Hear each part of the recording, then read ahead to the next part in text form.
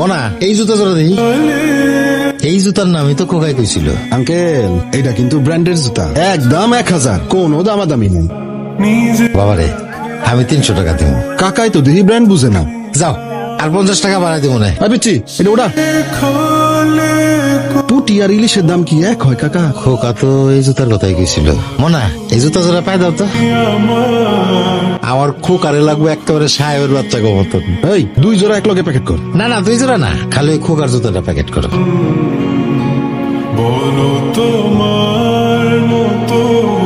মুসিদে দিয়ে সেলাই করা একটু পালিশ করলে একেবারে চকচক হয়ে যাবো। তাই না মনা? কাকা আপনারটা? বাপ হও তখন বুঝবে।